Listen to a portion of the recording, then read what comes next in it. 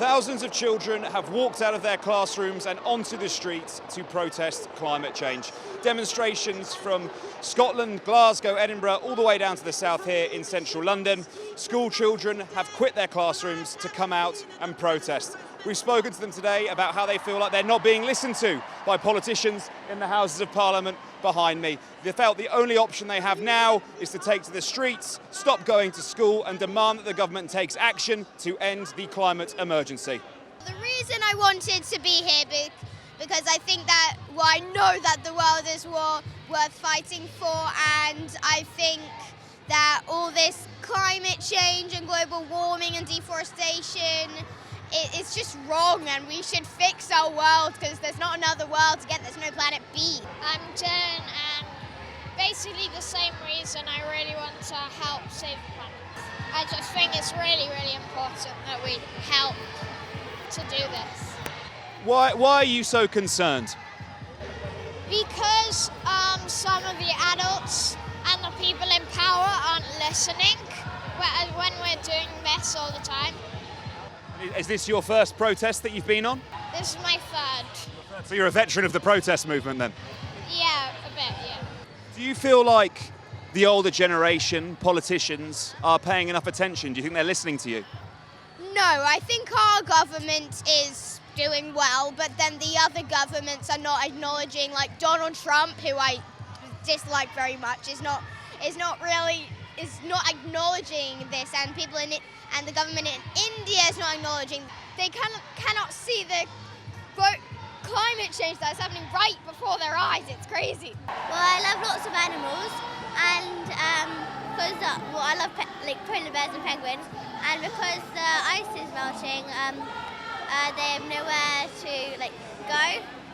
And well, polar bears, I don't think can't swim for that long, so they drown. I'm here to get rid of climate change because it's setting fires everywhere and loads of people and animals are dying. And I just want to save the world. Why are you here today? Because I love the world and I hate climate change. I'm here because I'm really interested in the world and I want to save it. Do you think politicians are paying enough attention? Do you think they're doing enough to stop climate change? No. But it's all about them, really, and it's all for their future. And if they don't care, then what's going to happen next? With Greta Thunberg and everything, they're the ones that are going to make the difference. We've failed them, I think, so it's up to them. Do you feel like politicians are doing enough to act and reduce climate change? No. Are you enjoying yourself? Sort of, yeah. Sort of, yeah. It's tough. It is tough, I admit. Without scaring them, they need to be a part of the change, because without change within the next probably 18 months, their futures are going to be ruined. And as their parent, I can't let them do nothing. We had to come here at lunchtime because we are really worried about climate change and we don't want our world ruined.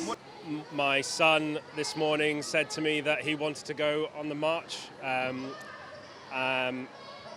He's 7 years old. He's becoming increasingly aware of the world around him, the views of others. And as a parent, you have a lot more knowledge of the complexity of the issue, and there's not much that they can do without your help until you come across people like Greta Thunberg, who quite clearly shows that what's missing is the guts to stand up and do something. What have you liked about today?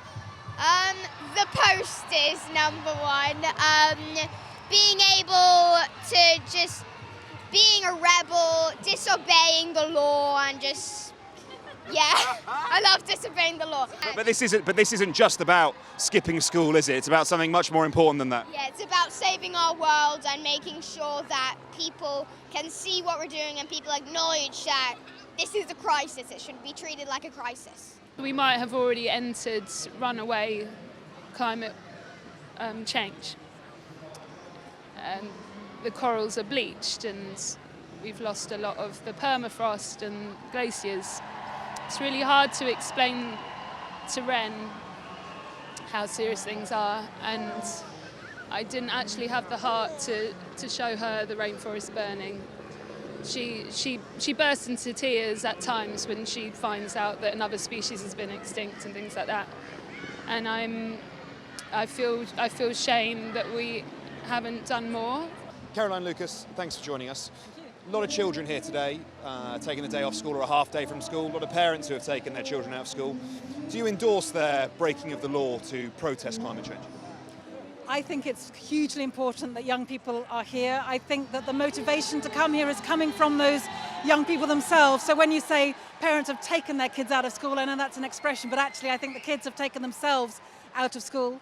I think when you hear Greta Thunberg say it as powerfully as she does, you know, why am I learning for a future I may not even have? Now, obviously, I want kids to be in school and I want them to learn, but the reality is that the urgency of this is so serious that those young people who are now thinking about, well, what kind of future am I going to have, are absolutely right to think that. And so to the extent that by taking some time out of school, they are saying loudly and clearly that we cannot even guarantee what our future will be like if it's a livable future, I think has to be the largest, loudest wake-up call for politicians around the world. The sense of disappointment, almost despair, is actually quite palpable speaking to the children here today. Obviously, not yourself, the Green Party, you are the Green Party's MP, but certainly Jeremy Corbyn, who was on this stage earlier today, leader of the opposition, they feel like they've been let down by him, they've been let down by parliamentarians. What do you have to say to children who say that?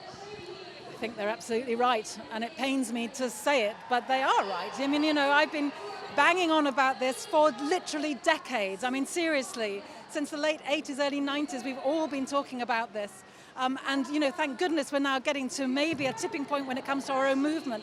But if we'd started 30 years ago making the transition that we needed to make, then young people today wouldn't be facing a future of real uncertainty. So all I can say to them, and I have said to them, is I am deeply sorry that they have been let down. I want to say thank you to them for, you know, mobilizing themselves to fight for their future. They shouldn't have to do it, but the least that politicians can do now is to listen and to act. What's changed? Because the science has been fairly unanimous on this for quite a long time. What is it about the present day, the present moment, that's all of a sudden galvanised people to act in this way? I think a number of things have come together. You're right, the science has been pointing in this direction, but I think there was something about the starkness of the most recent report from the Intergovernmental Panel on Climate Change, when it was saying so starkly that basically 12 years, now it's only 11 years, that we have in order to halve global climate emissions, when they said so starkly that, you know, literally the future of our planet is at stake. When you have someone like David Attenborough saying civilization as we know it may well not continue, I think there's something about the gravity of those kinds of statements together with Greta Thunberg and how that just, you know, sparked people's imagination and allowed people to believe that individuals can change things. And I think that's the biggest change that's happened. The most important thing that's happened is that people now believe again that they've got power. And for decades, that's gone, you know, and now it's coming back, and that's why I take real excitement from today. So how are we going to achieve it? Carbon net neutrality by 2050? No.